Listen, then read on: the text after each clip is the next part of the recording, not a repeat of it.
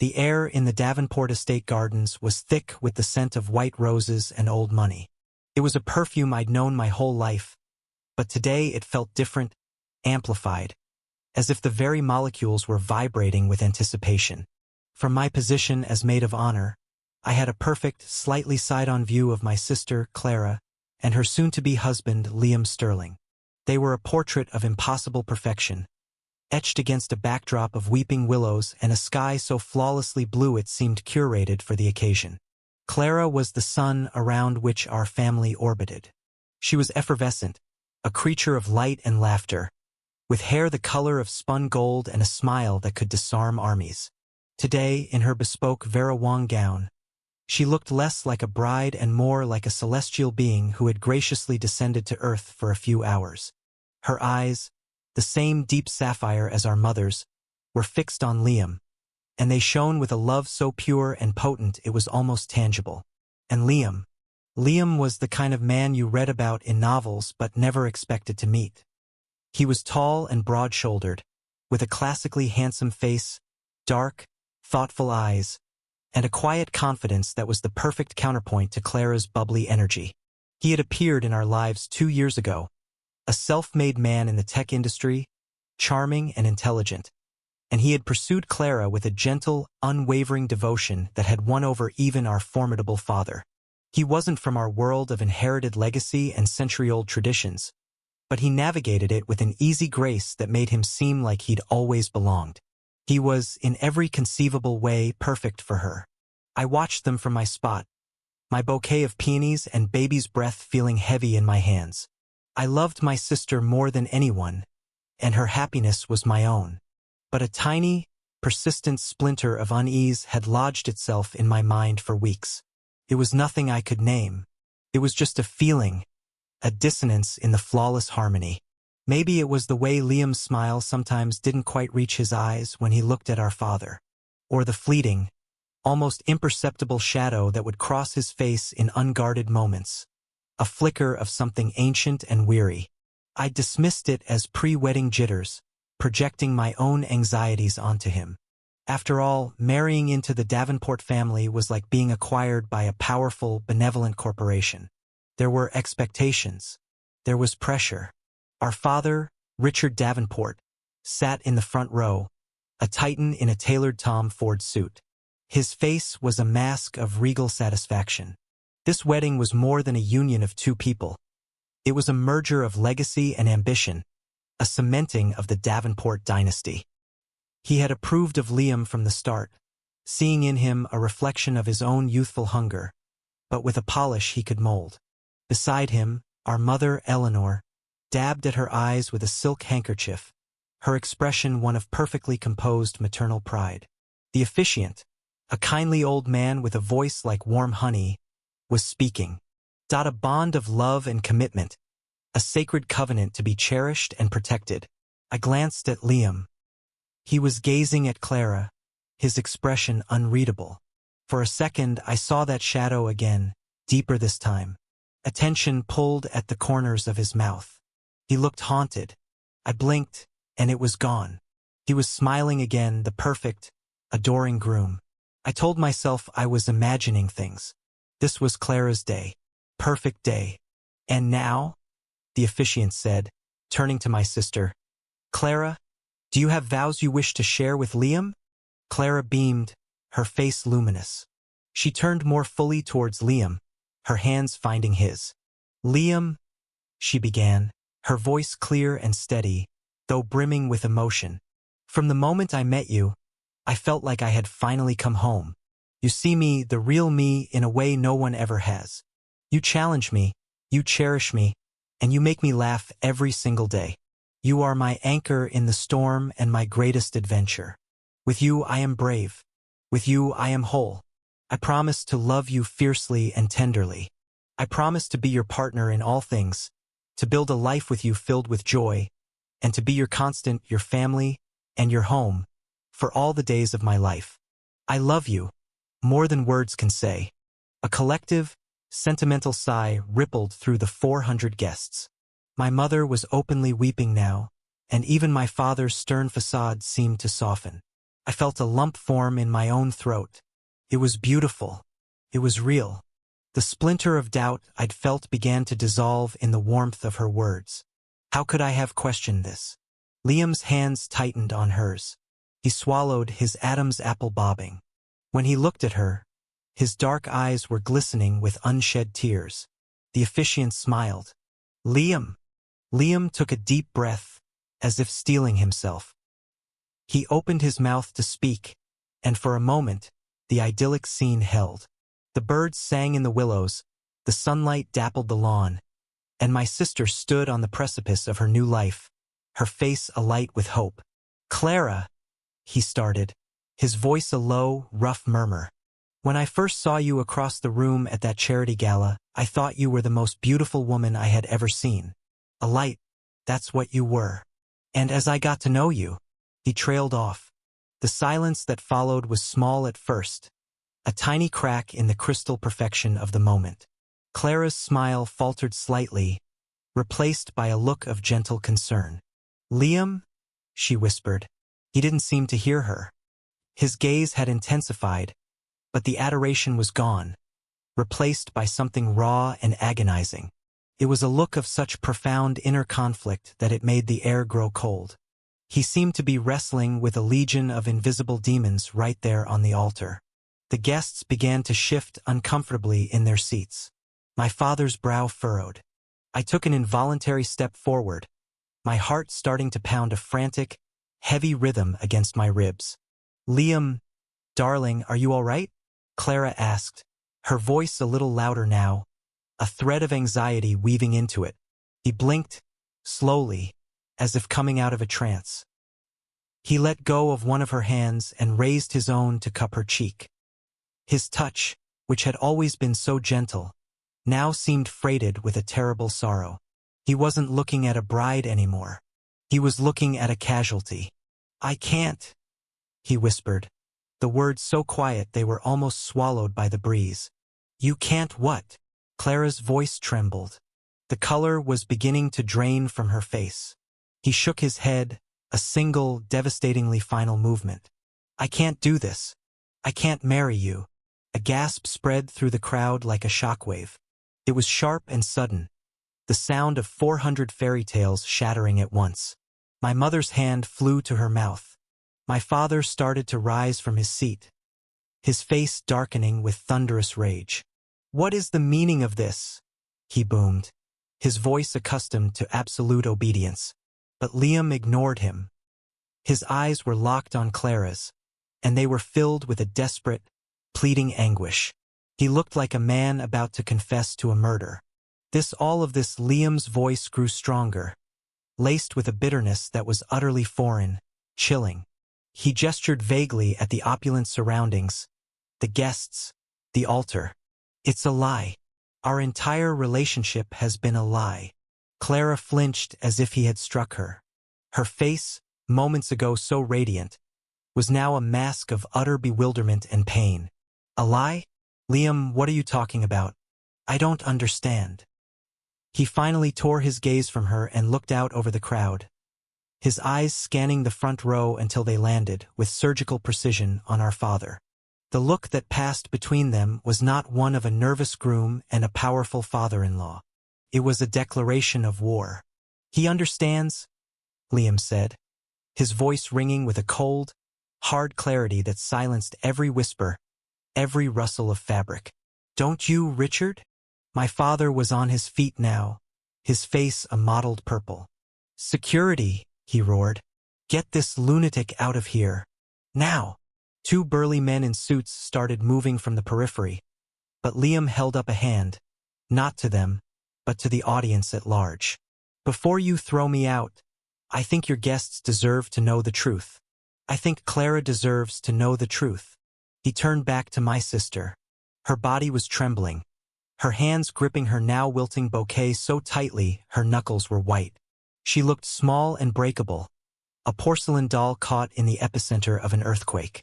I wanted to run to her, to shield her, but I was frozen, rooted to the spot by the sheer, horrific gravity of the moment. Liam's face softened again into that mask of agony. the expression of a man forced to inflict a mortal wound. He looked straight into her terrified, uncomprehending eyes. The world seemed to stop. The birds, the breeze, the very beating of our hearts, all paused, waiting for the killing blow. And then he delivered it. "My name is not Liam Sterling," he said, his voice breaking on the last word. "My name is Liam Harrison. My father was Robert Harrison. And 15 years ago, your father, Richard Davenport, destroyed him. He destroyed my family. He took everything from us." The silence that followed was absolute. It was a vacuum, a void where the perfect day had just been. It was heavier and more profound than any noise. Harrison. The name echoed in the deepest recesses of my memory. A scandal from my childhood. A former business partner of my father's. A messy, hostile takeover. À suicide. It was a story my parents had buried deep. A ghost they never spoke of. But the ghost was here now, standing on the altar, wearing a tuxedo and holding my sister's heart in his hand. Clara stared at him, her beautiful face utterly blank with shock. Her lips parted, but no sound came out. It was as if his words were a poison that had paralyzed her from the inside out. Liam's voice dropped to a tormented whisper, meant only for her. But in the deathly quiet, everyone heard it. "I came here for revenge, Clara. I was going to ruin him by marrying his most prized possession. I was going to become his son and tear his world apart from the inside, just like he did to mine." He choked on a sob, his carefully constructed composure finally shattering. Tears streamed freely down his face. "But I never planned on loving you. God help me, Clara. I fell in love with you. And I cannot build our marriage on the ashes of my family. I can't do that to you." His next words destroyed the entire wedding. They were not a shout, but a quiet, final, devastating confession that landed in the silent garden with the force of a bomb. "I'm so sorry," he whispered, his gaze holding hers. "But every moment of this was a lie." And with that, my sister's world, the perfect, sun-drenched, rose-scented world we had all so carefully built around her, did not just crack. It detonated. Clara made a sound, a small, wounded noise like a dying animal, and her eyes, those brilliant sapphire eyes, rolled back in her head. She collapsed, her magnificent dress pooling around her like a shroud, a fallen angel on the manicured lawn of her father's sins. The perfect day was over. The nightmare had just begun. Chaos is a sound. It's the collective gasp of 400 people, the shriek of a mother, the furious, impotent roar of a patriarch, the frantic scrabbling of shoes on stone as people surged forward, a morbid tide of curiosity and horror. But for me, in that first second after Clara fell, the chaos was silent. The world went mute, and all I could see was my sister, a heap of white silk and shattered dreams on the emerald grass. The spell broke. I lunged forward, my maid of honor bouquet tumbling from my numb fingers, scattering peonies across the stone steps. Clara! The name was ripped from my throat. I reached her at the same time as my mother, whose composure had completely disintegrated. She was wailing, a high, thin sound of pure anguish, trying to gather Clara into her arms. My father was bellowing, his face a terrifying mask of fury. "Get him! Get him away from her!"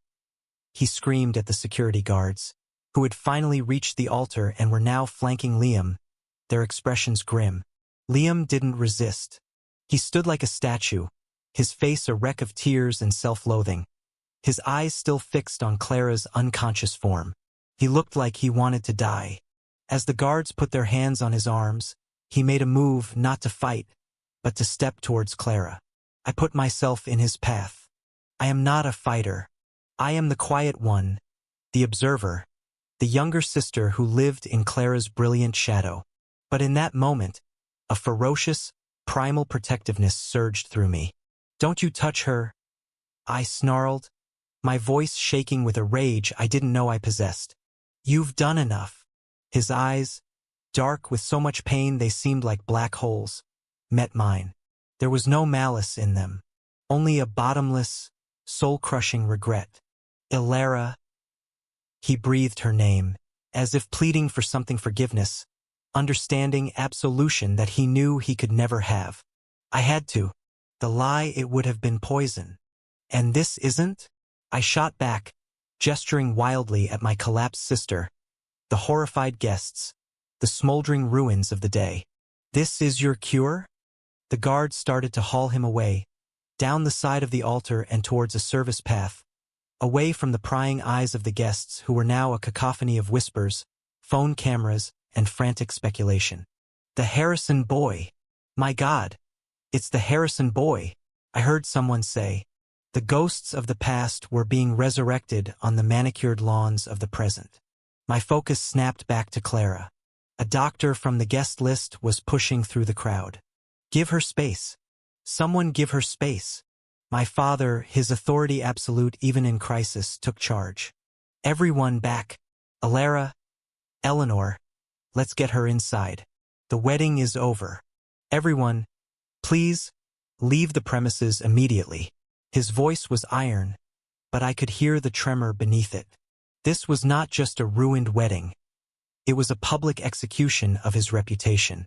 Liam Harrison had not just broken my sister's heart. He had exposed the rotten foundations of the House of Davenport. We managed to get Clara, who was beginning to stir, her eyelids fluttering weakly, into a golf cart and away from the disaster zone of the ceremony.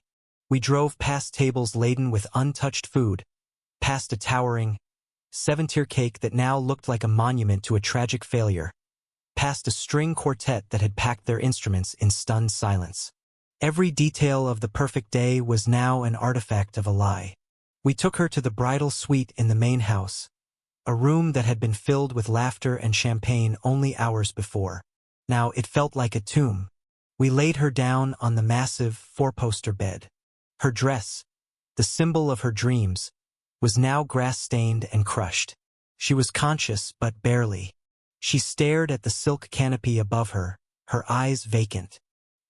He said his name, she murmured, her voice a fragile wisp of sound.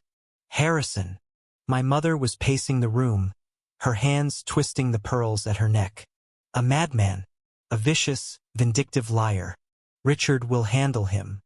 He will be ruined for this. Will he, mother? I asked, my voice cold. I turned to look at my father, who was standing by the window, his back to us, his shoulders rigid. Is he a liar? My father didn't turn around. This is not the time, Ilara. It's the only time. My voice rose, cracking. My sister is lying here, her life in pieces, because of a name she's never even heard before. A name that clearly means something to you. So I'll ask you again, Dad. Is Liam Harrison a liar? He finally turned, and the sight of him stole my breath. The Titan was gone. In his place stood an old, tired man. His face was pale, his eyes hollowed out. The mask of power had fallen away, and what was left was gray and brittle. No, he said, the word barely audible. He's not. The confession hung in the air, thick and suffocating. My mother let out a strangled sob and sank into a velvet armchair, her hands covering her face. Clara, on the bed, began to weep. It was not the loud, hysterical crying of before, but a deep, silent, hopeless weeping, tears tracking paths through her makeup as she stared into nothingness. Her dream hadn't just been stolen. It had been revealed as a mirage from the very beginning. My father began to speak, his voice flat and devoid of emotion, like a man reading a verdict that condemned him. He told us the story, the real story, not the sanitized version whispered in boardrooms. Robert Harrison had been his partner, his friend, in the early days. Together, they built their first company. But my father was more ambitious, more ruthless. He saw a path to sole ownership, a way to build an empire. He engineered a series of brilliant but brutal maneuvers, leveraging assets, creating debt, and ultimately forcing Harrison into a position where he had to sell his shares for a pittance to avoid total bankruptcy. I didn't know he was so fragile, my father said, a pathetic, self-serving excuse. It was just business. I pushed him out. I won. He killed himself, didn't he? I asked, the half-remembered headlines from my childhood snapping into focus. Robert Harrison.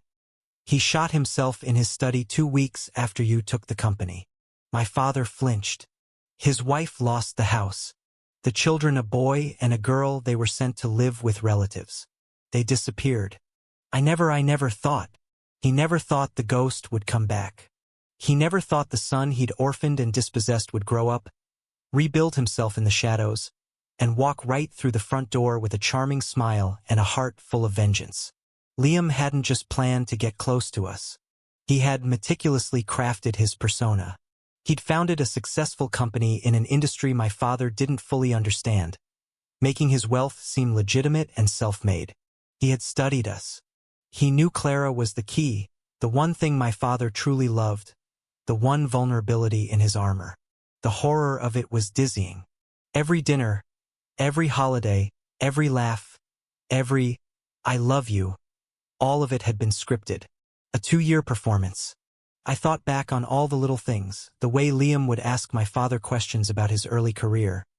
His gaze intense, framed as admiration but now clearly an interrogation. The way he'd subtly isolate Clara from her old friends, making himself the center of her universe. It had all been part of the plan.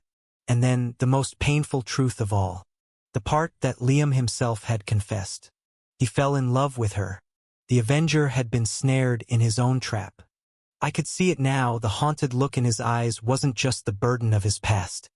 It was the agony of his present. He was a man torn in two. His vow of revenge, the defining purpose of his life, had collided with a genuine, unexpected love for the daughter of his enemy. The scene at the altar wasn't the culmination of his revenge. It was its abortion. He couldn't go through with the final act. He couldn't stand there and make a sacred vow to the woman he loved, knowing it was built on a foundation of deceit and hatred. He couldn't poison her life by binding it to his. So he chose to detonate the bomb instead, destroying everything, including himself, in one swift, excruciating blast of truth. It was a monstrous act, but in a twisted, terrible way, it had also been an act of love. He was protecting her from the man he had been pretending to be, and from the life of misery that would have followed. "He loves me," Clara whispered from the bed. It was the first coherent thing she'd said. She pushed herself up, her eyes, red-rimmed and raw, finding mine. "He really does love me, doesn't he, Alara?" The question was so filled with a desperate, pathetic hope that it broke my heart all over again. What could I say? Yes, he loves you, but he used that love as a weapon? Yes, he loves you, but his hate for our father was stronger? Yes, he loves you, and that's why he just annihilated your entire existence in front of everyone you know? I started, my voice failing me. "I think he's as broken as you are." She sank back against the pillows, the small spark of hope extinguished. The truth was too complex, a tangled knot of love, hate, revenge, and tragedy. There were no heroes or villains here. There were only victims. Liam was a victim of my father's greed. My father was a victim of his own ambition. And Clara, my beautiful, innocent sister, was the collateral damage of it all. The hours that followed were a blur of hushed phone calls, of canceling vendors, of my father's lawyers arriving in dark suits, their faces grim.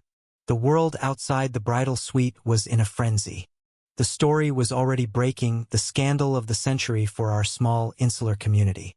The Davenport-Harrison affair was no longer a ghost. It was a headline. Late into the night, long after my parents had retreated to their own wing of the house to lick their wounds and strategize, I sat on the edge of Clara's bed. The magnificent dress was finally off, discarded in a heap on the floor like a casualty of war. She was in one of my old, soft t-shirts, curled into a fetal position, staring at the wall. She hadn't spoken in hours. I reached out and gently brushed the hair from her face. "Clara?" I whispered. She didn't move, but her voice came out, small and hoarse. "Who am I, Alara?" The question hit me with the force of a physical blow. "What do you mean? You're Clara Davenport. You're my sister." "No," she said, turning her vacant eyes to me. Davenport. That name, it's built on someone else's ruin. My whole life, everything I have, our home, my education, my privilege, it's all been paid for with a man's life. With Liam's family. I've been living in a beautiful house built on a grave. She shuddered. And the man I love, the man I was going to spend my life with, he looked at me every day and saw his father's destroyer. He touched me, and he kissed me, and it was all a lie. Not all of it, I said softly. His love for you wasn't a lie. It was just impossible. Impossible love is the cruelest kind, she whispered, and then she fell silent again. I stayed with her all night, holding her hand while she drifted in and out of a restless, tormented sleep. The sun began to rise, casting a pale, gray light into the room, illuminating the debris of the previous day. The discarded dress, a single white rose wilting on the nightstand, 2 champagne flutes that had never been used. The fairy tale was dead. The perfect portrait had been slashed and burned. All that was left was the truth, in all its ugly, heartbreaking complexity. My sister had lost her groom, her future, and her past all in one devastating moment. She was no longer Clara Davenport, the golden girl in her perfect world. She was just a woman, unmade by a terrible secret, left to figure out how to build a new life from the ashes of a beautiful, catastrophic lie. And I, her sister, could do nothing but sit beside her in the ruins and wait for the dawn.